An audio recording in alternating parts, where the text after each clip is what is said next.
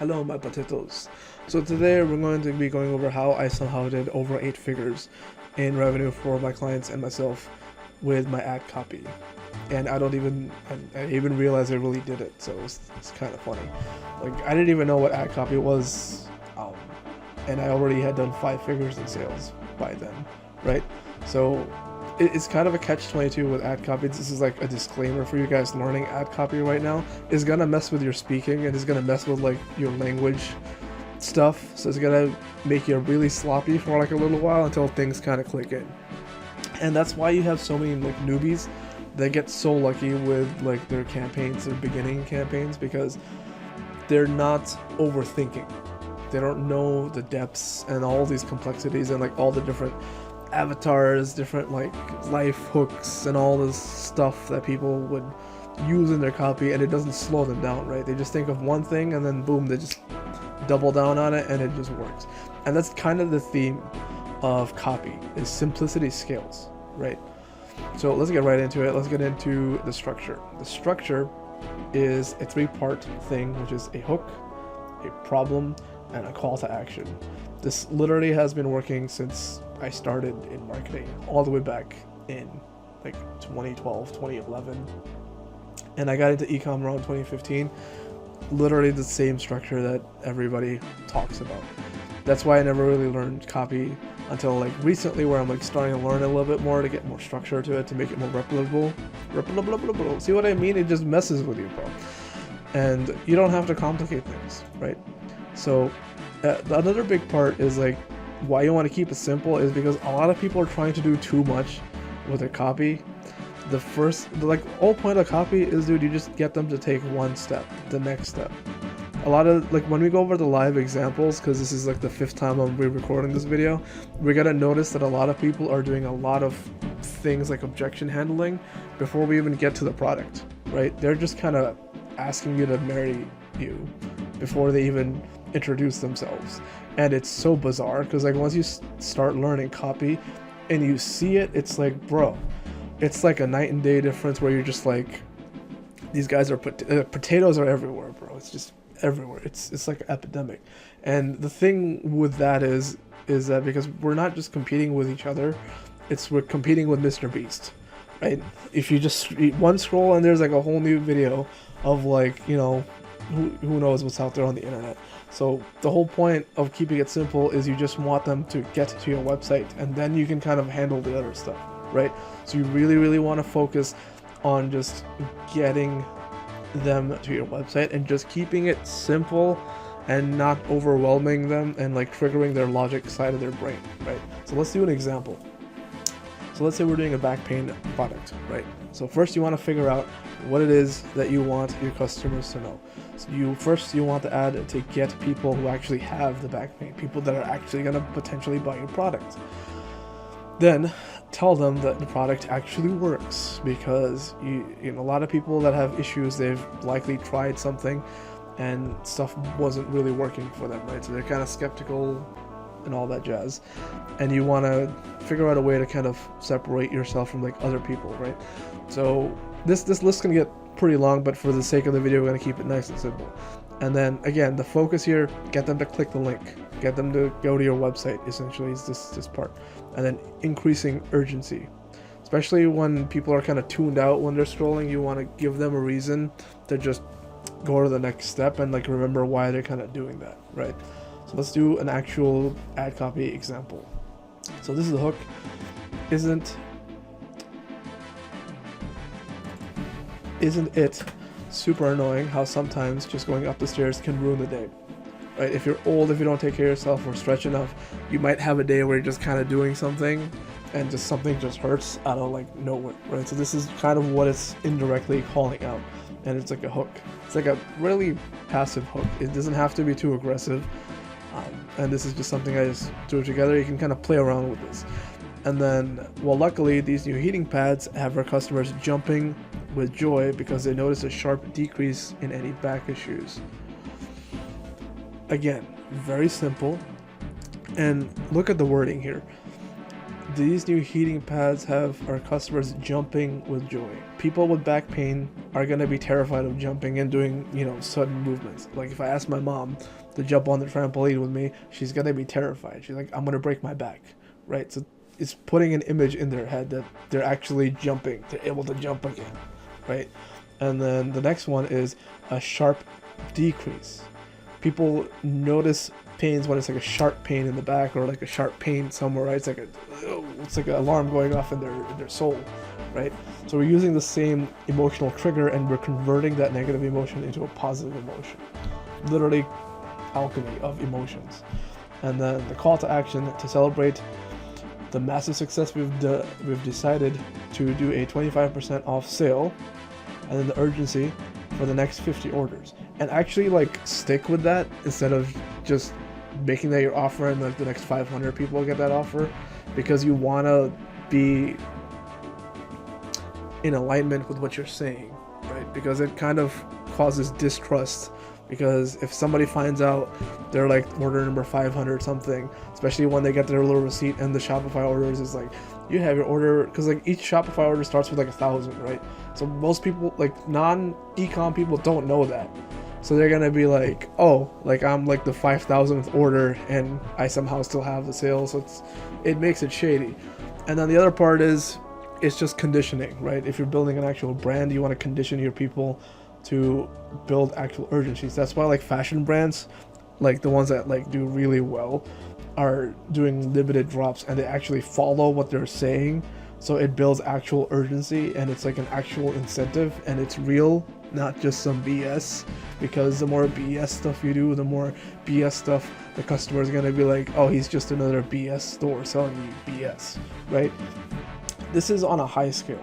So if you're building out like a legitimate brand and you're building out like a 7, 8, 9 figure company, that's the stuff you need to think about. You don't just do sales for the sake of sales at that point, okay? If you're doing sales for the sake of sales, then you can do this, but it's gonna ultimately hurt you in the long run. So let's go over some live examples. Hopefully this didn't refresh this time, so I still have some ads over here. So we're gonna go to the top. This ad copy, it's terrible. It's just one line. Hottest indoor wall school, also great choice for designers, architects. There's not even a call to action here. Okay, I guess this is a call to action, but like you'd want it in a copy too, right? This is pretty solid. I'm just not a big fan of like too many like objection handling things, too many perks over here. I would do this on the product page. I would condense this into like one sentence. This is also a pretty aggressive call to action. Hair restoration tools. Oh, okay, it's a pretty solid sized brand. So I would say if you're starting out, you'd want to be careful with like making claims like that, because you will pay in your CPMs and stuff. I don't even know what the product is. Bluetooth headphones thing. This is pretty long copy. Get yours today. This is an old school copywriter, because this is like the format I learned when I first started. It's got a decent amount of engagement. How big is the page? 1,000 followers. Okay, this is pretty tiny. I would simplify this a lot more, but I get where they're coming from, because it's not bad, because it's clean to read, and it's just not bad, but it's just a little too much for what I would do. I would simplify that a lot more. Our stock is almost gone. That was a really bad. Like the box is all beat up and stuff. You want that to be crisp. I would even do an AI version of this ad creative over here. It's not a bad box though, but there's no copy. It's just got a bunch of likes and shares though. I'd give that like a 2 out of 5 or 2 out of 10. It's pretty mediocre. Why is there is that like the person that made the ad? There's we make lighting for people with great design with the latest called favorite lighting. I don't like it. It's too egotistical. You're like brand first too much. Like your ad copy needs to be customer first, right? Like a person first. This is just showing off themselves and like, yeah, like you're not Gucci or something, right? You're like because there's like the thing with the luxury stores where you go in, they kind of treat you bad to like make you mad to buy stuff. That doesn't work on social media that much. The way to do that is like you do actual scarcity drops and stuff like that. That's the closest thing you can do to actually replicate that. Get 10% off your first order. But what is it, right? Like if I'm like zoned out, that's just a lamp.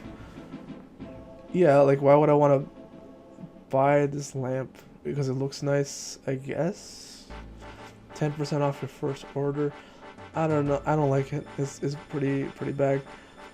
See, my stuff is supposed to be like beauty stuff, and then when it refreshes, like now all home decor stuff, which is funny.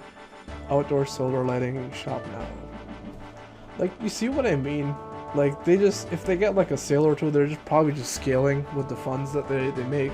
But it's like, even the image is kind of bad.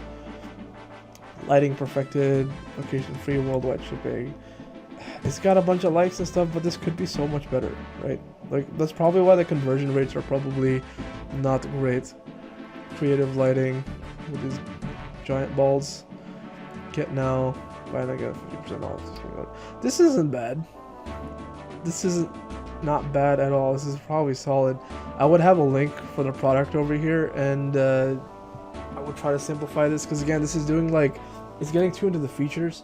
Because the thing with getting into features is you're triggering the person's logical mind to wake up, because it's like they're scrolling, right? So they're kind of tuned out. Why do you want to wake up their logic side before they're even considering to buying the product, right? You want to build on the curiosity, you want to build on the fun, you want to build on the excitement and the emotional side. Then worry about the logical side, right? Worry about the logical side on the product page.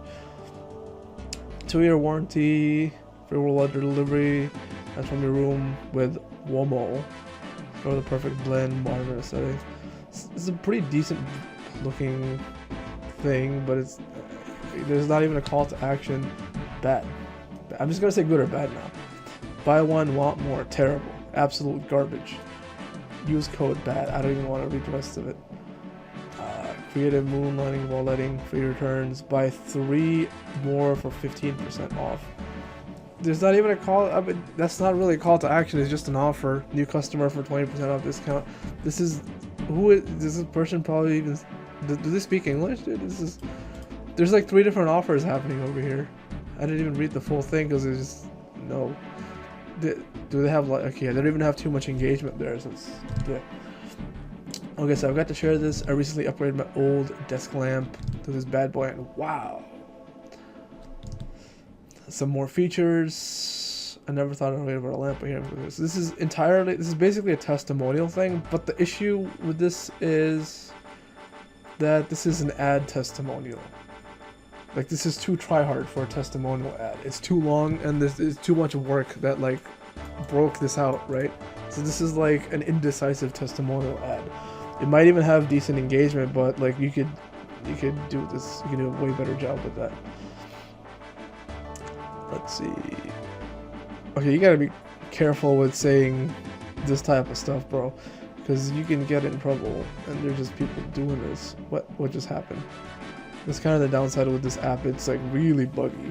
So 3.8k followers, because you'll pay in high CPMs when you're being aggressive with your targeting, right? Let's see what this is. Oh, a neti pot. I don't want to see anything. Say goodbye to allergens. Blah blah blah. Something to the power technology.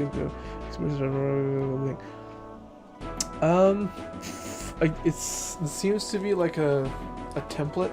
I don't know if some guru dropped this up on YouTube somewhere. 39 followers. Because somebody just started testing this product. It's not a bad ad, but where's the link? Like there needs to be, like, if somebody is scrolling and they open up the description to see this stuff, you want the link to be there, because then if it's not there, they have to close it out to find the link on the video. Resistance, right? So you want to get rid of resistance. You want to make it easy as possible for them to click over. And again, this is doing that thing. They're going way too into the logical side, way too early. You don't have to think about the same thing over here. Like this is the difference here with this one, where this might actually work, is because the ad creative is a picture with a ridiculous amount of text, which by the way you pay for it with high CPMs, because it slows down the scrolling, so it's kind of like a negative user experience to some degree. It depends on the audience though, because it might actually be worth the trade-off to do a higher CPM if you're still getting good conversions, right? I actually bought this on TikTok. This was before I knew they were like drop shipping this stuff on TikTok. It's like a private label thing. Like, look at that. They're literally flexing their planner sales. I have this product, bro. I have it right here. I literally never used it. Like, I'll go to the first page. I don't think I ever used it. I got this in 2021. Where's the first page? Yeah, I never even wrote into it. Where's the first? I think this is the first page. It's completely blank. Never used it. But they had really good ads on TikTok and stuff. They had really good marketing. This is a bit aggressive in terms of reading it, but it's a planner, so it would make sense to go all out. And the thing with these guys is they've been selling for a couple of years now, so they're probably getting a little desperate to try find some new angles and stuff. So now they're just kind of putting everything into this. I would just simplify the hell out of this thing and just move into a pre-sale page or some type of thing that just educates people that don't know about planners and all that stuff onto a page that says why to use a planner, why this planner is better, and all that stuff to like wake up their logic side. Because over here you're leading with social proof, and then you're getting very aggressive with all these different things, right? It could overwhelm people if you're not paying attention. Because a lot of the people that are into like spiritual stuff, they want easy fixes. They blame spirituality and like other people's stuff or whatever, and they use spirituality to kind of like make themselves feel okay or self-soothe to like justify being a terrible person or something. So you want to think about the avatar and how they use it, right? Like a lot of spiritual people, especially in the West, are not really that good people and healthy people, I would say. At least the ones I've met, right? Maybe I'm wrong. But you know what? That's probably enough examples. We're getting into like 17 minutes here. So let's wrap it up. You want to keep it as simple as possible because, you know, life is pretty complicated for everybody already. You don't want to add to that complexity, right? So the whole thing with copywriting is just write down everything about the product, all the benefits, all that jazz. Figure out the avatars that you want to do. But essentially you just want to focus on one angle, one thing, in one asset. So like one video ad focuses on one customer avatar, focuses on like one angle, and then you can use different angles for that customer avatar to like hit different points of that person's like life, right? So like one of them will eventually catch, and then you just double down on that hook and stuff. So the whole skill of copywriting is simplifying. The simpler you can talk, the simpler you can express yourself, the better you will do, the easier it is to scale. So I hope that video has helped you and helped you simplify your life in copywriting a little bit, because it's kind of giving me a mental aneurysm right now from talking so much. So alright, thank you for watching.